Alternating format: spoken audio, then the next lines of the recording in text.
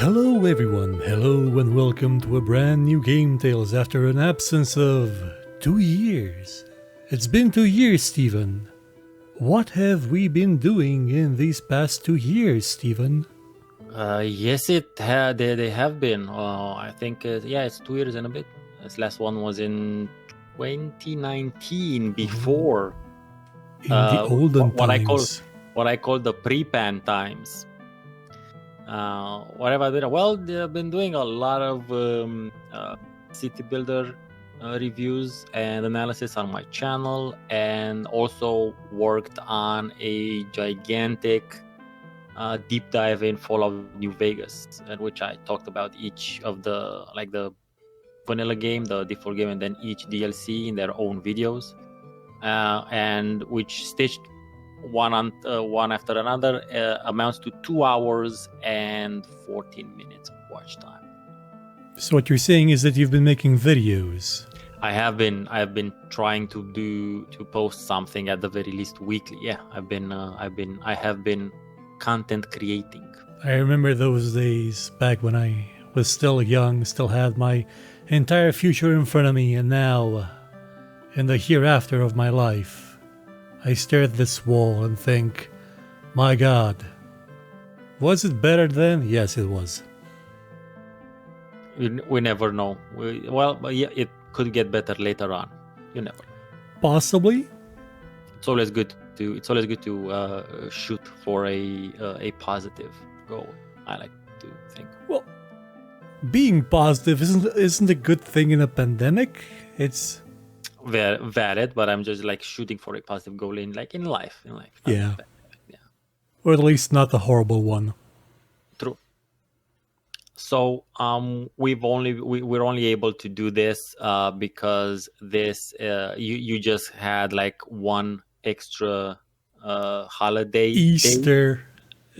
Somehow Easter got combined with the 1st of May, so we lost the 1st of May, but we got Easter, so you know. Orthodox Christian Orthodox Easter. Yep. And we have some time to actually shoot this video, and maybe we have something that's gonna go on. We're gonna have a nonsense GameTales that's gonna go on my channel, but we'll see about that. It's a double feature. It might be. It's a crossover double feature. So today we thought about doing, since we haven't done one of these in a long time, we thought about actually going with what works. And if you look back into our GameTales series, at a certain point, I can't really tell you which episode, we talked about gaming trends that do not exist anymore, or that used to be mainstream, used to be a thing, but they aren't anymore.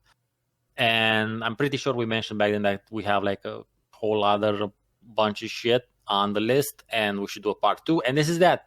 This is gaming trends that don't exist anymore, part 2. Welcome to part 2. It's only been 3 years. It's fine. It's cool. As long as it happens. As long as, motherfuckers have been making sequels to movies 10 years afterwards, and no one gave a shit in the beginning anyway. So we're cool. We're still good. And if things don't work out, we could always make a new version of this exact video that's visible right now to these people. We'll just desaturate the colors, make it an hour longer, and have people singing for no reason. We need to add in some slow-mo? Yeah, from what I understand. No, not just that, but bokeh as well. That the out of focus thing, he does that a lot in that. I don't know. I think it's the new lens flare.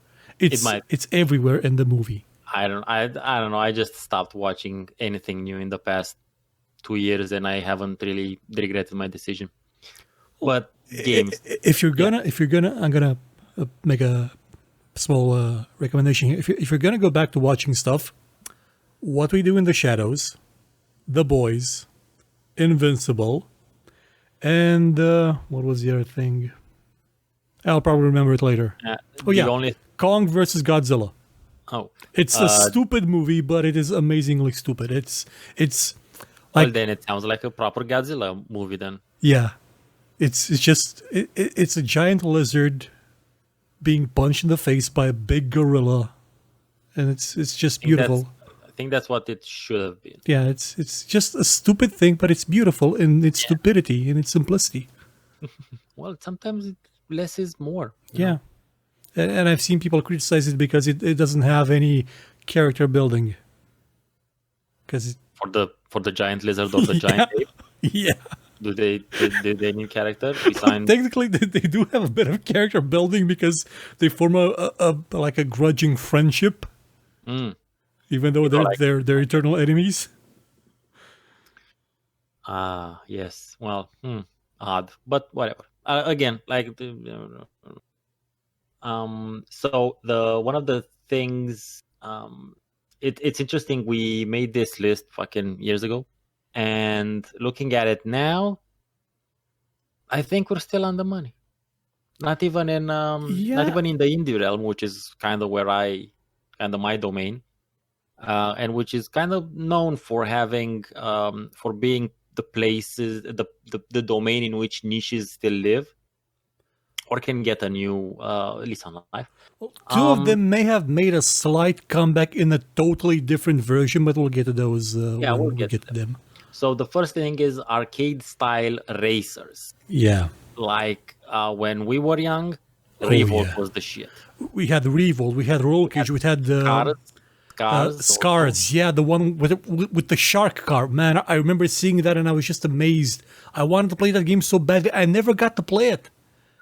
So those were fun fucking games. Yeah, because they never took themselves too seriously. They weren't Need for Speed level bullshit, which I never got into because me and car games. Ugh. But I enjoyed playing those as well because you could get like weapons, or they had weird sort of setup. Yeah. Like what's the Revolt is the one where you had toy cars, right? There were toy cars. So those were cool. But didn't you interview someone who made something? Yeah, Grip. Like Grip. One of the original developers, some of the original developers of Roll Cage, went on to found a new studio with a guy that just tried to make Roll Cage work on modern systems again. And I think that's how it went. And together they made a new studio, and they built Grip on the Unreal 4 engine, and they released it like a while ago. Yeah, I think that this has been a long time ago. Yeah. But I haven't heard anything about anything other than like there's Rocket League, I guess. Yeah, well, Rocket League really isn't exactly that. I mean, I remember asking them about introducing into Grip a game mode where you play soccer with a giant boulder, because that's what you did in Roll Cage Stage 2. You could unlock a game mode where you had a giant boulder, you had a soccer field basically, and you could shoot missiles. Football. You could shoot the rockets at the ball, and it would, go into the net and score. So it's sort of like a Rocket League, if you will, a Rocket Football League.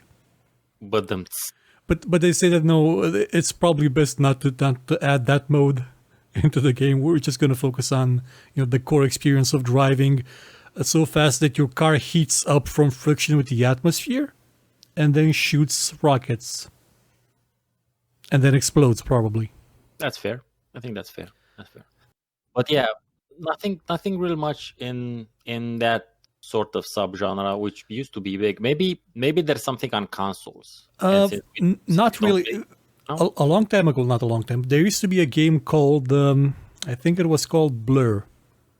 It was basically a remake, if you will, of a game. I can't remember the name exactly. It was made by Ubisoft. You had realistic cars. You had, Alfa Romeos. You had Audis. Regular kind of cars, but you had power-ups, and you could shoot stuff from your car with those power-ups. And I remember it vividly because it had one level set in Romania, in Sibiu, I believe. And I think that's because there may have been some involvement from the Romanian team at Ubisoft in the game. I can't remember the name. Like, it just it doesn't click right now in my head. But the Blur was basically a remake of that, complete with the exact same power-ups and the idea of having cars that sort of look like similar to those in real life. And after Blur, we got the Gas Guzzler series from the people at something Vampire. they have a studio name that's a pun on the word vampire, and they've been making a game called Scum for the past couple of years, which is a sort of a PUBG style game, but it's a lot more in depth. Like your character has body weight and body fat that you get to burn off if you like exert a lot of effort. But if you do, then you're not as much of a bullet sponge. It's GameTales. That's what their name was. GameTales. I think I've heard something about that. Yeah, but apart from it's the arcade racer genre with power ups and the combat racer. They've kind of fallen off a cliff again. They briefly came back around 2013 or started around that time. There was also a game called I believe Zombie Drivers or Zombie Slayer something. You could have a zombie back then. Yeah, you could have a car that had blades that extended from its sides, like in Carmageddon, and it could like cleave the zombies. I mean, apart from hitting other drivers. And there was also the I think Ridge Racer, one of the Ridge Racers that was also on PC. Maybe it wasn't Ridge Racer or something like that. Anyway, the genre had a brief recovery, a brief moment of comeback, like 2013, 14, 15, and then back into obscurity. It was sad to see it go again. Haven't really seen like something big come from this. There would have been, well, actually, no, that would be a single player game. Now, there's another game out there that's also a combat racer. It's turn-based combat racer. It's based on a board game, if I'm not mistaken, or something. It's sort of like Mad Max, or Mad Max mixed with Interstate, but it's turn-based. So you move your car in turn-based. You decide what to attack in turn-based. I think I played something along those lines, actually. Not Mad Max themed. I forgot what its name was. It was on the Humble Bundle a while ago. I liked the concept. The game had so many bugs that it kind of made it unplayable after a point. But I forgot the name. Doesn't matter. Let's. It's fine. Well, we can go to the next one, which which isn't really valid now. arguable, but it was back then. Back then it was. When we wrote the list, because this list was maybe 2018. Maybe we made it, or I think it was 2018. So we have Flight Sims, which arguable. It's back. Yeah, it's back in a big way with one single game that's gonna swallow up everything. But we also had slash dogfighting games, as in airplane dogfighting. Yeah, it's not so bad, not a horrible type of dogfighting. They've come back on PC as well a bit with Ace Combat getting ported to the PC as well. Sure, it's not a big thing. It's not huge. You don't have like yearly releases, but Ace Combat is a big thing when it comes to dogfighting. And it's on PC as well. Up until Ace Combat, we had Hawks, but that was years and years ago. Like Hawks, by the way, fun fact, Hawks was the first Play Now style video I ever did. It never aired. It was just a pilot. But it was the first one I did. Okay. It's lost in the mist of time now. The thing is, as opposed to arcade style racers, this one, it might have. The thing is, there is much more cooler potential nowadays to make some really interesting air fighting flight sort of games than it used to. And it's odd because that's when, like, I remember way back at the end of the 90s, beginning of the 2000s, there was like the Jane series, and those motherfuckers would put out shit yearly. And then there were all kinds of the historical themed ones. There were like Il-2 Sturmovik, it was its own subgenre basically. Technically, World of Planes, War Thunder and World of Warplanes kind of fill in the dogfighting niche because they can work in both arcade mode and realistic mode. So I think that's where most people went. But in terms of single player, there really isn't anything new. I mean, the last big one I remember for single player dogfighting, apart from Ace Combat, was I forgot the name. Was it the one with the made by Ubisoft, like No, the Red Aces? no. Ace That was Secret Squadron something. It was made by our local Bucharest guys. No, it was the goddamn. It was made by the War Thunder guys. I forget. Wings of Prey. That's what its name was. That was released like right before War Thunder. That's when they decided to use basically that engine to make War Thunder. That was like in 2011 or 2012, I think. It was a long time ago.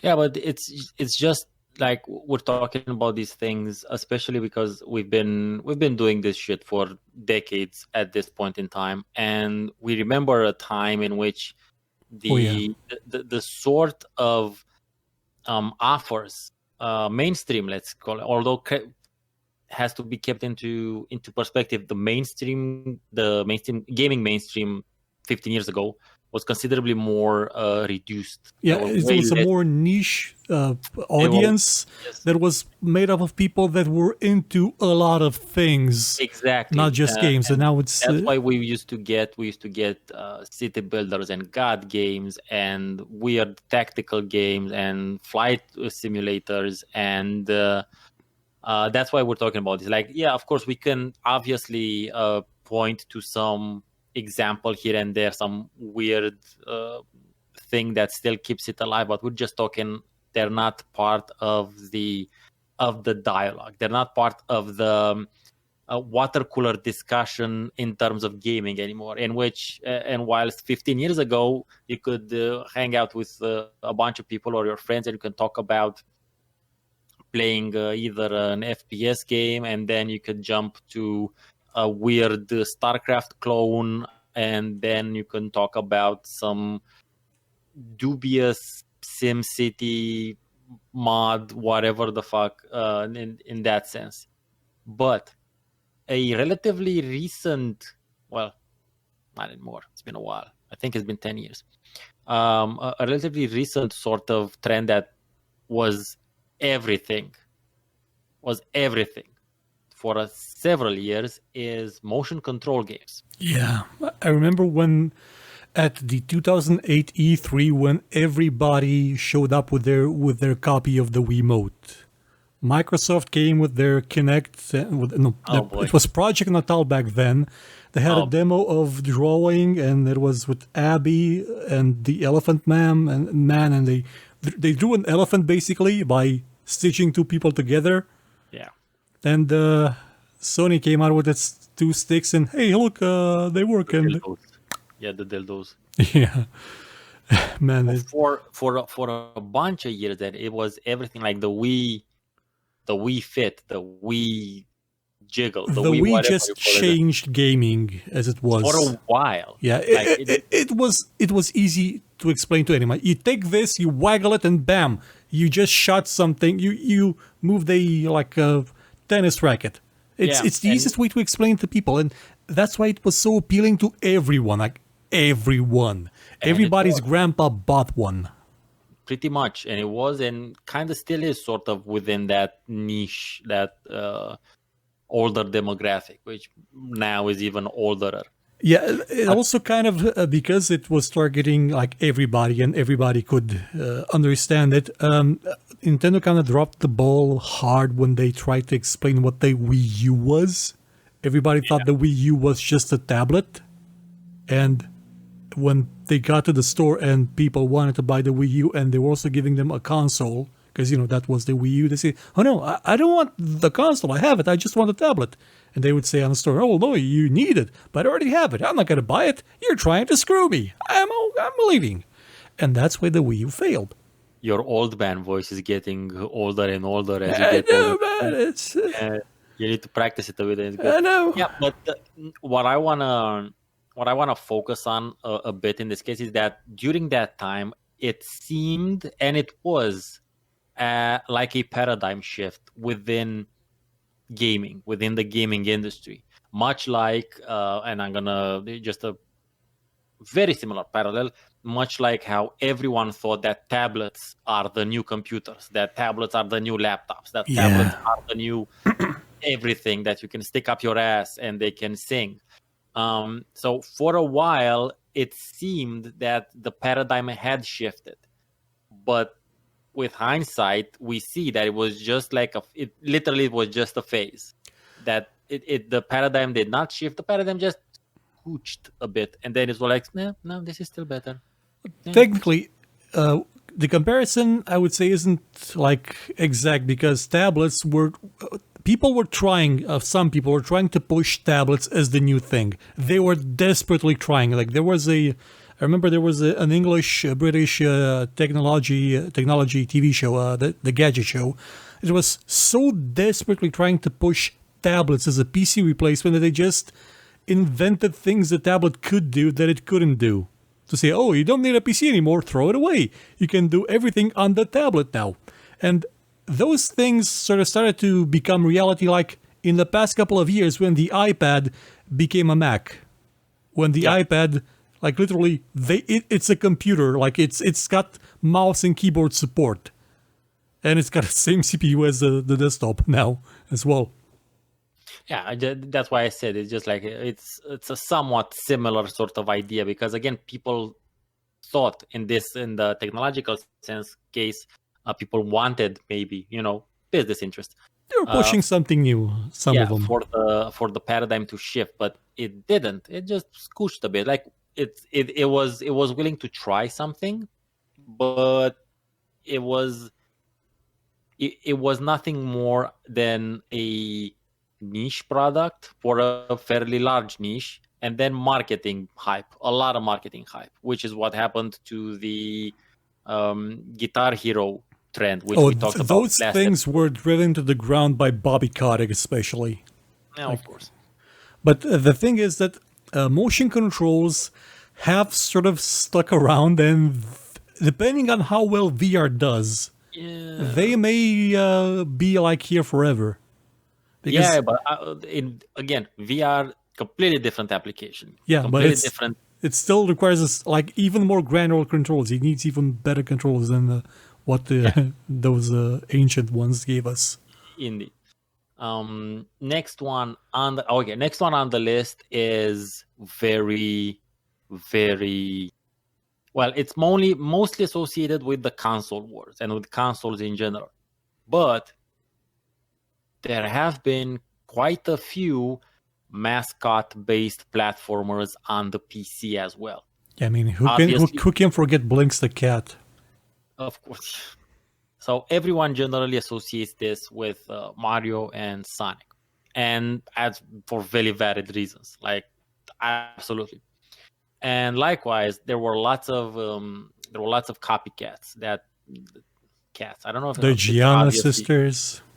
There's a bunch of them in the console wars, in the console realm, but there were quite a bunch of them on PC as well, and Jazz Jack Rabbit. Exactly, but the idea is on the PC it never got to the realm of competition because the PC has always been more or less like it was a realm where everything was accepted and like that. If it ran on the PC, it ran on the PC. It didn't matter where you bought the PC from, technically. So we had Jazz Jackrabbit is basically classic, but then Captain there was Claw. Also Captain Claw is I've always wanted to play Captain Claw. Never got around to play it at the time because I couldn't run it on my then computer. There's also I wanna it's the one with the kid. Alex Kidd? No. It's a fucking classic from the 80s, 90s. Commander Keen. Commander Keen, yes. Commander Keen again, gigantic title. There have been maybe some. I mean, you can still find platformers. Like the indie realm is filled with platformers, but none of them mascot based. None of them clearly like you have a character. You have Yooka-Laylee, which came out as a spiritual successor to Banjo-Kazooie, which is also on PC. Yeah, but even then, like it's powerfully linked to Banjo-Kazooie. Like it has a clear link to that. Like it's not like it's a new thing, but it's not really a new thing. Well, there would be Snake Pass, Snake Pass, if you don't know, is sort of a platformer, but you don't really jump, you slither, and you have to control a snake so that it's I think physically. yeah. Yeah, it's a superb game. I wouldn't say it's super popular. I hope it would become because it's a fantastic game, and you can make the snake smile. Like you have buttons to make him frown and smile. Like Okay, that does sound like something that used to happen in the 90s, to be honest. Like weird shit.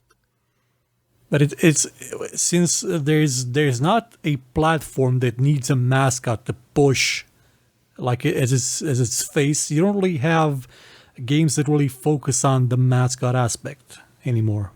Yeah, that's also they have started more focusing. I mean, they're focusing more on the world. They're doing that sort of stuff, and it depends on a fair bit how much, because the Castlevania series, for instance, which has been going through all of the consoles, various consoles, and more or less on the PC per se, they did the 3D thing. Yeah, we had the one with Gabriel. No, what was his name? Not Gabriel. Well, the Lords of Midnight, Lords of Castle. The last two of them, I forget. By the way, those games are made by people that used to work they used to be the studio that made Severance: The Blade of Darkness back in the ancient days. Mercury Steam is their name now. I don't know who owns it though. Hell knows. What the fuck is that? The cat? I really can't. Yeah, The cat. the cat. It probably it's going to want out like soon. Now it's cleaning itself, so Okay, I'm well, just ready to. it's probably just gonna annoy you until you Yeah. open something for So it. if you see something like there in the corner, Yeah. then it means that I have to let the cat out. Okay. Well, this next one really doesn't exist anymore. I mean, maybe in arcades. It I don't know made how a many brief appearance at one point, an unexpected one.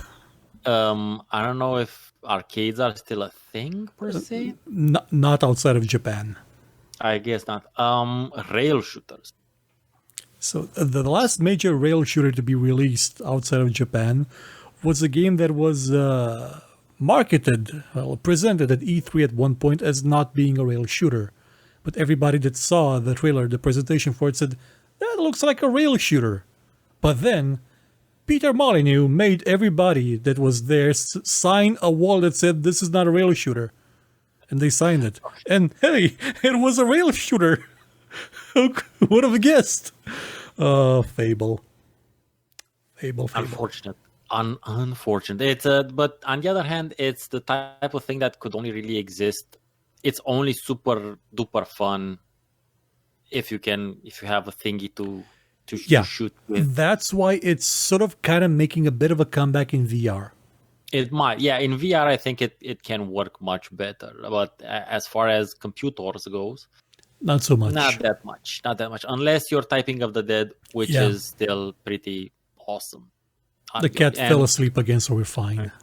And just related to Typing of the Dead, I recently played another typing game, if you can believe it. Like, it's really cool. It's called Nanotale. And it's a typing adventure puzzle game in which you're a spellcaster and you need to type the spells. And each spell, I mean, you have a limited amount of spells. You can either activate things around the world, or you can cast some types of explosions or freezing or that sort of stuff. But you can append various modifiers on the spell. So you can make the spell larger or smaller, or make it go into a beam. It's very interesting, and that's how you solve quests around the world. That sounds great. It sounds a bit like a mix between a game, I think it was called Spellcaster. You were climbing like a sort of a tower, but you were typing like words instead of, using magic. But it sounds like that combined with magic a bit. It's really nice. It's really nice, and some of the quests can make you think like there's a lot of interaction with the world. So, for instance, you can let's say you need to clear a path somewhere, and there's like these giant brambles, and you can normally burn those brambles, but you can only burn them if you have like a thing near them, which you can set on fire. But if you look around the map, for instance, you can pop some water plants that will just burst some water, and grass will grow, which the grass will touch the brambles, and then you can set fire to the grass, which will set fire to the brambles as well. That's kind of how the game works. It's really fun because it's a typing game, and there's like typing speed challenges when you fight bosses and that sort of shit. So the typing game might sort of still exist, but the rail shooter on Not PC, so much. not so much. I have a weird one. This is where it says tactical FPS TPS. Yeah, Third person shooter, tactical third. So I think we were thinking about SWAT maybe. yeah. At one point, a couple of years ago, there was an attempt to bring back the genre with games like Takedown Red Saber, and Takedown Red Saber was released, and it was terrible. It was kind of super horrible. And whenever I made a video about it, YouTube wouldn't let me monetize it, even though the CEO of the company that made the game like sent me a tweet saying, "You can do it. We allow you to do it." And I sent that tweet to YouTube, and they didn't respond. So that's what they do. That was to be expected. Yeah. But yeah, otherwise like tactical first person shooters, Well- third person. I don't think we're talking about shooters necessarily. Maybe just first person or third person games. It depends on how you interpret this. If it's tactical in the sense that you have to like think about what you're doing, or if you actually have to plan stuff. There's different layers to this. There's the Rainbow Six way, where you had to actually physically plan, like with routes on a map, your mission. Or there's the you're gonna have to, like in the middle of the mission, like give orders to your crew to do something specific. That sort of lived on in games like like Mass Effect a bit, because you can do that in that game. And there's the new thing. There's a game called 6 Days in Fallujah, which is a first-person tactical shooter that's going to come out. It was supposed to come out years ago, but it was canned because I think Electronic Arts, I don't remember exactly who the publisher was, got a bit spooked because the game was kind of about some war crimes committed by the U.S. Army, and it wasn't clear exactly where the game was falling in the discussion, whether it was this is war crime is bad, or war crime, no, freedom, America. And it's not clear exactly where the game falls in this interval, even now, though the developer said that the game is not political, which is mind-blowing because that was a massacre. It's a game about a massacre. In an illegal war, it's not political. I don't know. It's we'll wait and see if it's if it's Spec Ops: The Line, or I don't know, Gears of War, but with brown people instead of Locust. The next one here, I don't know. I think I wrote it for you. It says story-oriented space management games, and I don't know if we're talking about space or space. I don't know what the fuck we meant about this one, but it has to be story-oriented. Story-oriented. Maybe something like Startopia. We're not talking like about something like that. Or maybe. Was it? Were we talking about Star Control? Because technically, that's more of a space adventure style game, and a new Star Control did come out, like in 2018, and the developers of the original are still working on a new one. I don't know why this is on the. I obviously past me and past you should have been more clear, I think. Yeah, past us were kind of assholes to future us, to present us, weren't they? Yeah, generally, damn but that it's mostly good stuff. It's mostly good stuff. So story-oriented space management games. Maybe it was. Yes, I have story-oriented there, which is what the fuck were we talking about? Because all of these these items obviously came from something we were talking about at the time. There was a series of games like Colony or Outworld or something that was like a space management game. Like you had a colony on some place, and it was really heavily story focused. I forget the name. There were two games. I think Noel Caldwell Gervais made a video about them, and they were like really great games, with a lot of focus on story. But I don't think that's what I was referring to when I don't we know made the either. list. But it's nice. It's nice to go through these older messages or the older lists. Yeah. And if they do one thing, is that they teach us to be more descriptive when we make notes. Yeah, I sometimes do that with my old shows and find some reference that I make to something that I don't even understand what it was referencing. It's just a weird thing, and I confuse. Yeah. I sometimes expect people to get references, but even when I don't get them, like 2-3 years later, it's either too obscure or just obscure enough. Yeah, well, that is always a difficult line to. The right people will get it, hopefully, at the right time. The next one is beat 'em ups, and this is this was before. It was before Streets of Rage 4. Long before, there was no clue that Streets of Rage 4 would come out, and it would kick so much ass. Like, I played Streets of Rage 4 and I finished it on all difficulty levels. Nice. Like, I played the shit out of it. I really dug it a lot. And there are some other there's the River City. I'm not sure if it's called River City Ransom, but it's in that style. It's with two girls this time. I can't remember the name.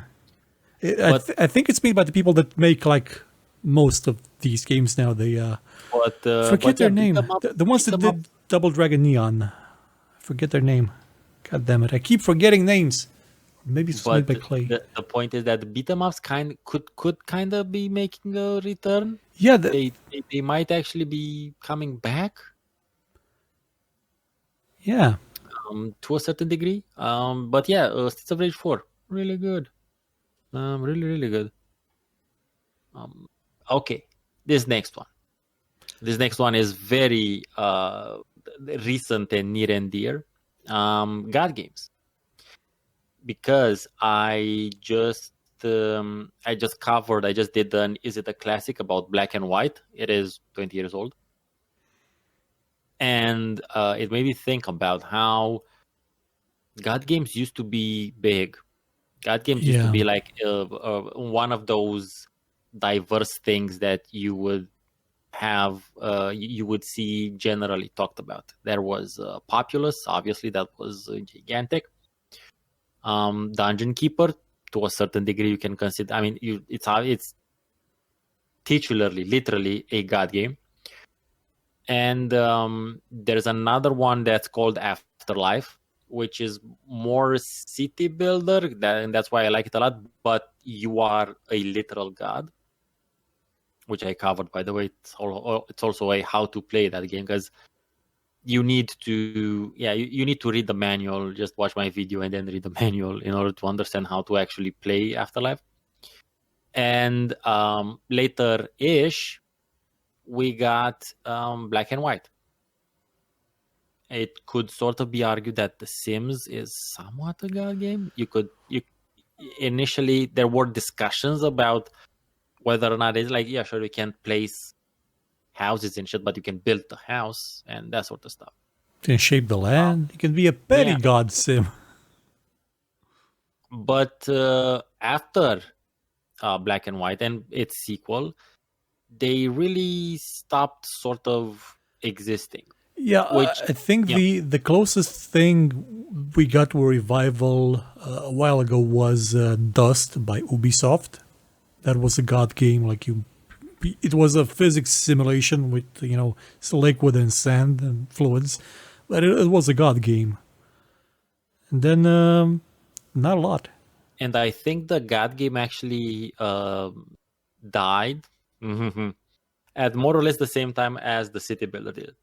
A bit, yeah. It's kind of making a comeback. Like in recent years, we've had stuff like, attempts like Goddess, which let's not talk about Goddess. We also had Universe Sim.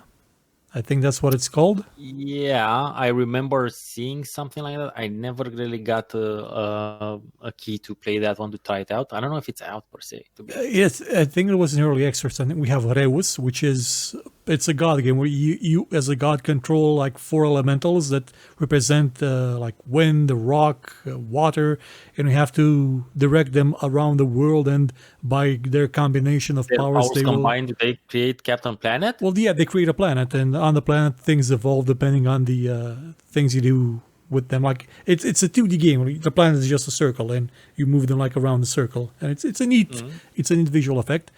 And I think there was one more. Like I mean, besides the greatest god game of all, Doodle God. Besides that one, I think there's one more out there that's been in recent years, but I really can't remember it.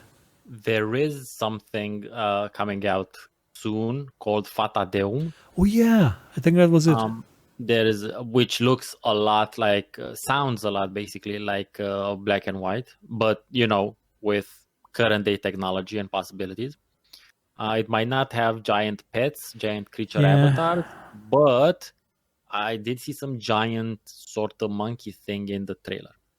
So maybe there's gonna be something. But the God games overall, considerably non-existing, as opposed to city builders, which are totally like they're bestsellers. So they are back. And if watchers remember, I said that they're gonna come back. Like 3 years ago. 3 years ago, I called it. I said like city builders are coming back in a big bad way, and they are. Not in the mainstream, right? Like you won't see fucking active Blizz. Well, actually, Cities Skylines has sold millions. Okay. Yes, Skylines, which I don't play because I don't play modern time shit. That's just my thing. No, but I was just saying like you don't expect active Blizzard to come out with a fucking Diablo builder. Although now that I say it, that's a great fucking idea. My God, that would be amazing. A city builder set in Sanctuary. Holy the hell. fuck. Literally holy hell. We need to do that.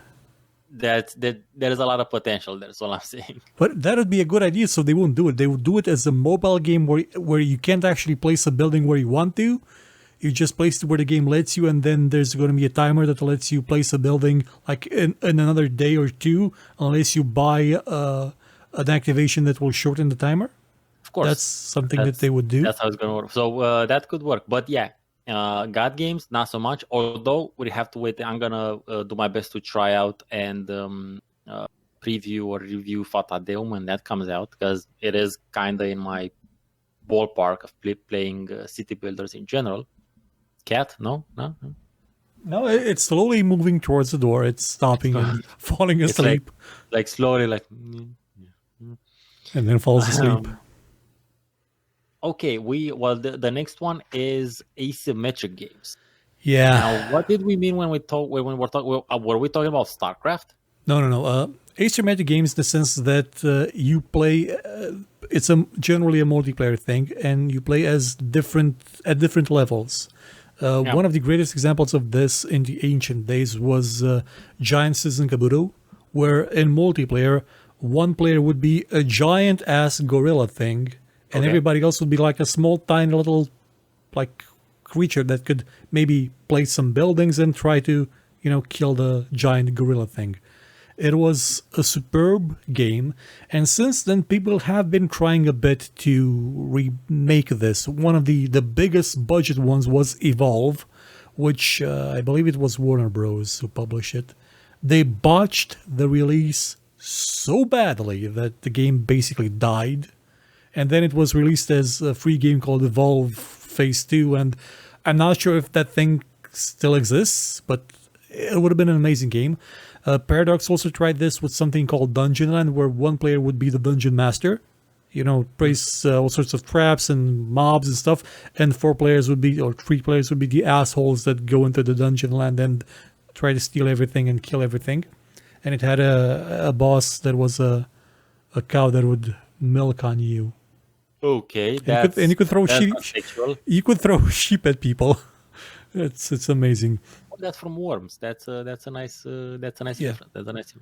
Yeah. Okay. So you were talking about that. I think if my WoW history is on point, vanilla WoW was kind of like that because you actually had differences between like the racial differences between the Alliance and the Horde were really important, and also there were class differences. Like if I remember correctly, the Alliance couldn't have shamans. Yeah, they streamlined that. Now everybody could be a no, paladin, everybody could be a shaman. and the Horde couldn't have paladins.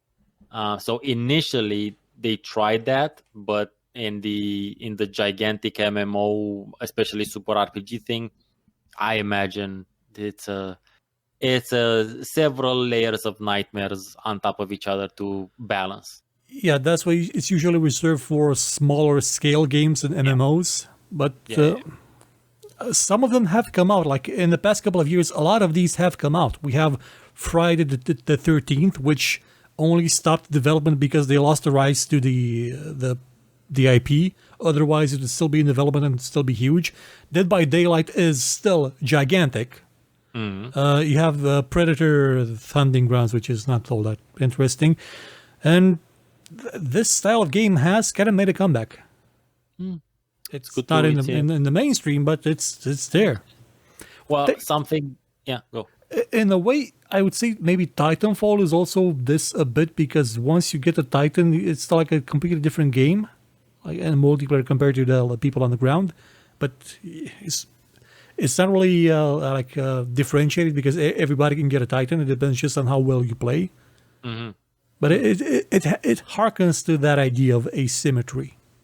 The next one, well, the last one basically is comedy games. Yeah, and I think Gibbous.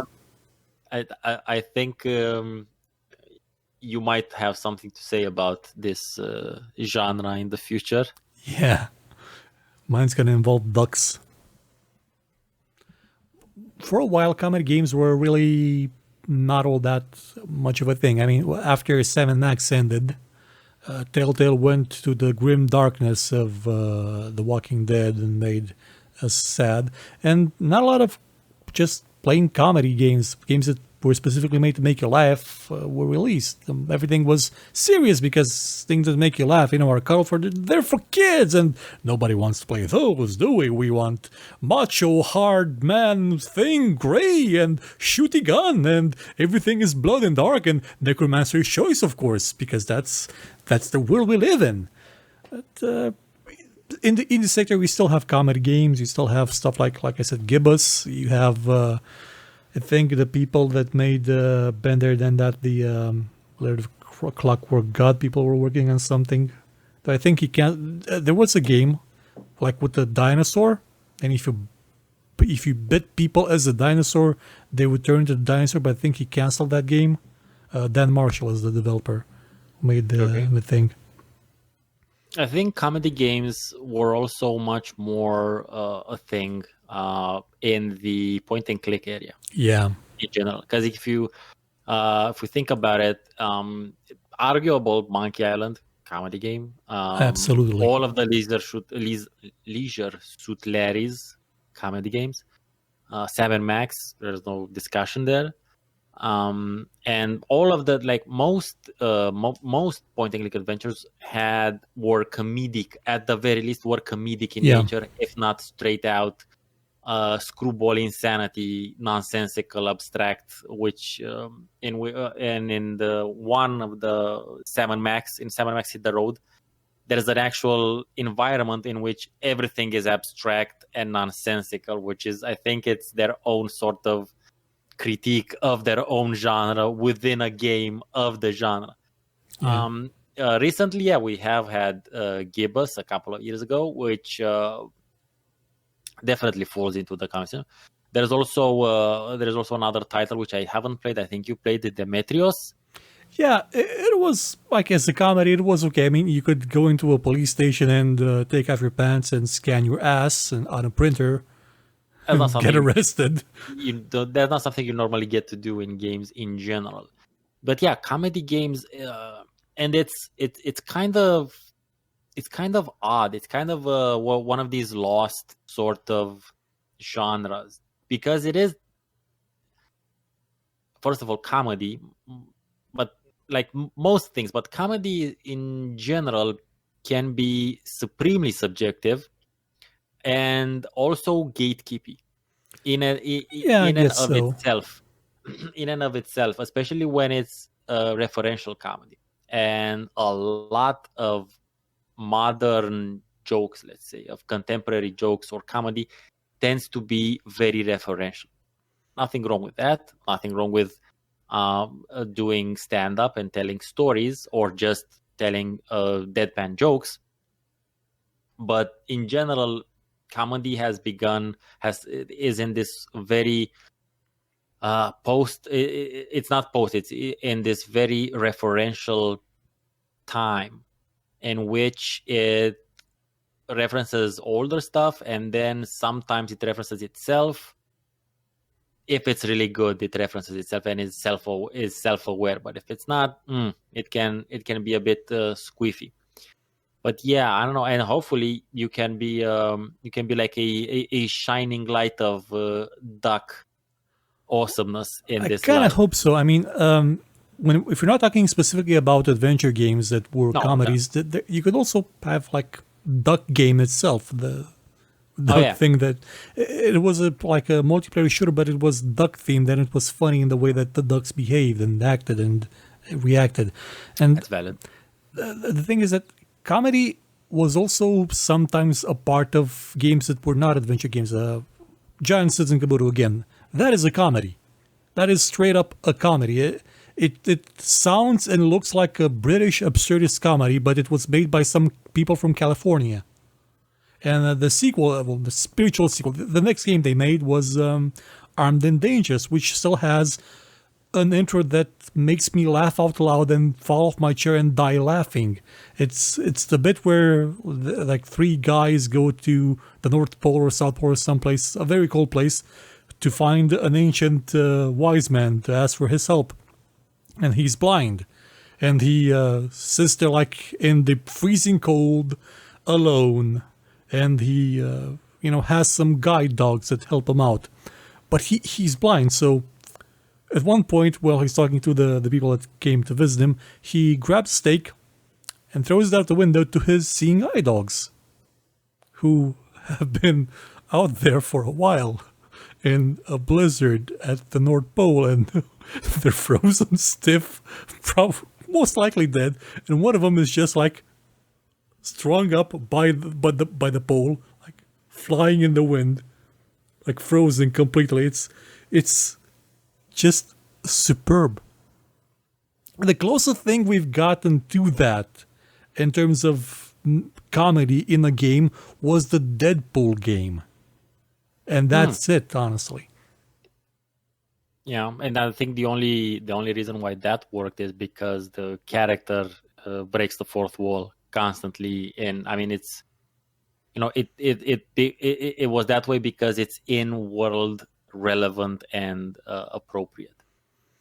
But yeah, I think maybe Borderlands would also kind of be a bit of a comedy, but it just depends on how has you interpret it.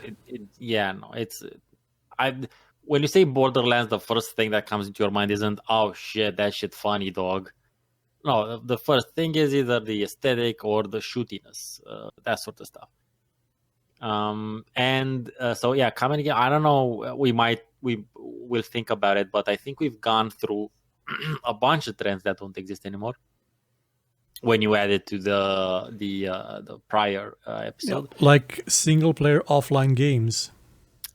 that's unfortunately. Although has to be said, the indies still roll with single player. Like that's Offline, especially. I mean, yeah, offline. not having a ping in single player is great. That's all I'm one saying. of the reasons, one of the many reasons why I prefer indies. I mean, but take for example Warcraft 3 Reforged, where you have a ping in a single player game.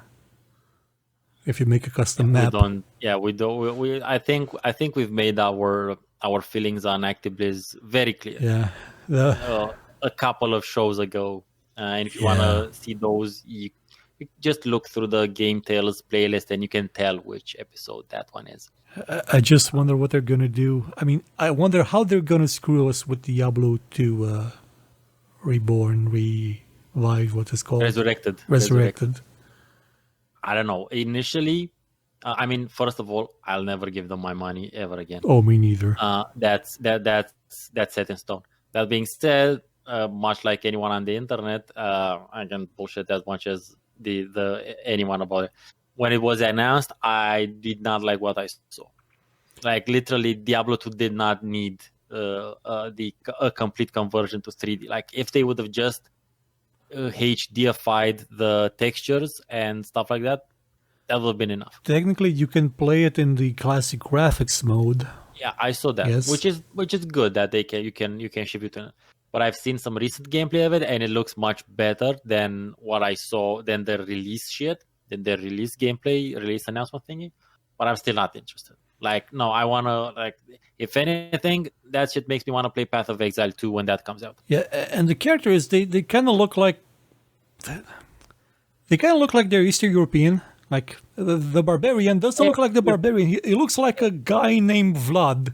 Not our Vlad, but a guy named Vlad, like from Kiev. We're cool. We can be cool with that. It's fine.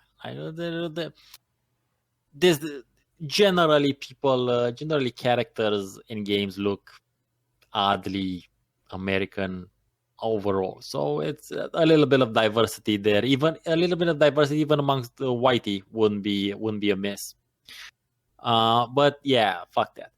And as the last bonus shit that doesn't exist anymore, the dreaded, the maligned, possibly the most cursed, as in swears, part of any game, especially the escort RPG. mission. Yeah. The patrol/escort. So this is two things. Patrol is a different thing. Escort mission is something. So escort missions, nobody likes them. Screw escort missions. I hope the people that made them up have nightmares every time they shut their eyes as to what they have created. That's all I have to say about escort missions. They never work. They always end badly and terribly and horribly because there's some bug in the AI, some bug in the physics, something that goes wrong that's not supposed to go wrong, especially in games that have Iron Man mode, because they never go wrong. Sure, have an Iron Man mode. I'm glad they're not a thing anymore, or if they are a thing, then the thing you're escorting is invincible. Like Bioshock Infinite, it's just a long escort mission, but Elizabeth's invincible, so she doesn't count. It's fine. Patrol missions, on the other hand, this used to be a thing when we had the Janes, flight sims, when you had all those things. They give you a gigantic map and said, go to waypoint X, see if something's there, then go to waypoint Y and Z, etc. That's not a thing. Even in games that could have kind of benefited from that, like MechWarrior 5, which has maps that are kind of big sometimes, and they only have a lot on them. Which is weird. This would be more of a staple, if you will, of the sim genre, the combat sim genre. Whether it was dogfighting sims, mech sims, tank sims, even Delta Force, I would say, military sims. They had patrol missions. That's what pretty much every mission was, a patrol mission. Even what's it called? Crimson Skies had that. And it was about as kooky as dogfighting. Well, there was Airfix Dogfighter, which had you playing as a toy plane. But in terms of style, it still had patrol missions, even though it was like this huge, like romantic, old Hollywood style pirate game in the air with blimps. Okay. And now, no more patrol. Yeah. No more. Well, I don't think we miss most of these things that we've talked about. There's a couple that like God games, especially. And I'm pretty sure you're a big fan of flying planes and shit. So Yeah. maybe you miss Oh, those games a lot. I would kill. Well, not. I wouldn't kill good people. Evil people for a Crimson Skies 2. I just want to go back there. It was, or at least port the Xbox One to PC as well. Hmm. Wouldn't hurt. Um, but you are working sort of on a comedy game, so that might make a comeback. So that's fucking cool. Yeah, And it's gonna be a duck based comedy game about a company that's corrupt and post communist and terrible. So it's a critique on on post communism, on the economy, on office culture, and everybody quacks. quack quack. Quack Like indeed. depending on what you're going for, but it has the potential to be real cool, to be real funny. Oh, I hope so. It's gonna take like a couple of years to make it, probably. No shit. I'm not even sure what engine I'm doing it in. So far, I'm making it on paper. Yeah, no, that's not. I mean, some shit is good on paper, but honestly, I've started learning Unity for my game project because I'm working on a game as well. And it takes a while to the most shit that you need to do that takes time is to get used to the Unity interface. The Yeah. amount of shit and doohickeys and gigas and gugas and drop down menus and settings and stuff that you can do from within Unity is mind fucking. But on the other hand, there's some decent tutorials out there. I'm actually running a paid tutorial that I got through Humble Bundle, which is really good Neat. for 2D games, because that's what I'm making a 2D game. So there's a lot of good stuff out there. And I can tell you this from personal experience, the asset store is the bomb. Oh yeah, I found some super realistic ducks there with full Well, animations. not necessarily for graphic assets. I got a dialogue system Nice. that was the same thing used in the game I have not played and I should play, Disco Disco something. Elysium. Yes, Disco Elysium. That game Uh, always reminds me of No Truce with the Furies for some reason. it's the same basic system that is, which again, the system itself, you need to spend time and work with the system itself in order to learn what the system does. And the system doesn't just deal with dialogue; it also has a save system. It also has different camera cinematic movements. It allows you to make cinematics basically. Like when you go into dialogue, you can do like the whole you just see me talking and there's dialogue there, or you can. It has also an included save system, and it also keeps track of and you can create quests and tags so that if this true, then feed up this dialogue option. If this false, check and you can also apply separate. You can also write your own scripts that you can stick into it, and it can just check for those. It's really fucking like the asset store in Unity is insanulous. Not to mention the amount of free graphics assets you can find out there. Like I'm using a free graphics set, which I love a lot. Obviously, I'll have to modify it a bit so that it's a bit more detailed or some shit like that, like depending on what I want to do. But the amount of stuff you can do with Unity that is free or doesn't cost a lot. Granted, this dialogue system is crazy expensive, but I got it on 90% discount, so I didn't pay a lot on it. It's the bomb, and since I'm interested in making like story heavy shit, like narrative driven, it's a lot of reading in my games.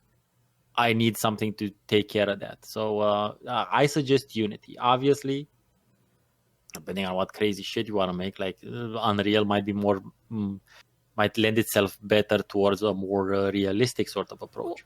I would have chosen Unreal because it uses C++, and that's something I've used for years and years, as opposed to C#, which is what Unity is based on. There's also Godot, which uses its own thing, but also has a C# variant. And then there's Game Maker. And fundamentally, I could probably just do this in RPG Maker because the scripts I would be using are not all that difficult to recreate in RPG Maker.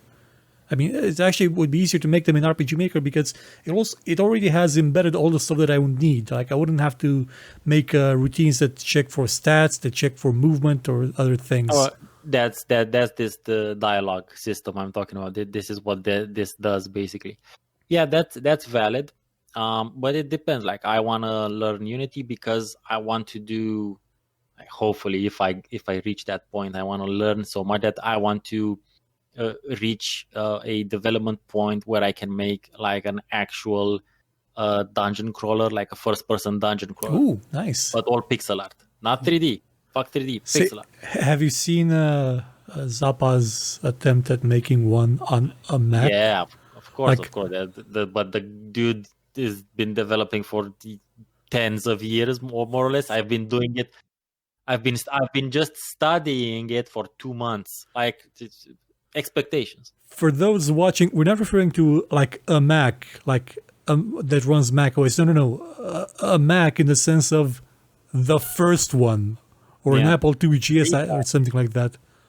He's working with 40-year-old technology. The Mac that was on Seinfeld's desk or some shit like that. Yeah. Like and that reference dates us like a motherfucker. But it's always nice to have a nice chat, Unicom. I am and just so that everyone knows, like it's not that we don't want to do this stuff. It's that Unicom doesn't have time. Timing. I had time. I will still probably have time for it. Unfortunately, Unicom doesn't. Different life situations unfortunately stop us from doing this more often. If this was a regular day, I would need to be like asleep in 5 minutes. Yeah, so that's why. That's why these things don't happen more often. We do try to, like in this case, whenever he has some extra time, we do try to get to make them a thing. And I think you actually have some videos coming up, actually. Yeah, I do. The Hero 6 one should be out like either after this or before this. I'm not sure exactly when. Mm-hmm. And more videos will follow about the development of the game. And that's cool. So you will still be getting some content from Unicom. Like once a month, maybe. Yeah, well, it's better than nothing. And if you're interested in what I do on my channel, which is mainly city builders and deep RPG deep dives, and also a fair bit of streaming lately, quite a bit of streaming because I've been busy with my bachelor project, follow me to my channel, which should be somewhere in the description, where we'll be continuing this show, but with a completely different subject. We will be talking about recent personal classics, like video games that we've played in the past couple of years that have become classics for us, things that we go back to. So that's been it for me. I've been StefaNonsense, geek culture analyst, occasionally extraordinaire. Take care, everybody. Have a good time watching our videos. Don't let the lizards bite. Lizards? There was one fighting a monkey, like a big monkey. Oh, those lizards. Okay, I thought you meant the lizard people. No. Those are our friends.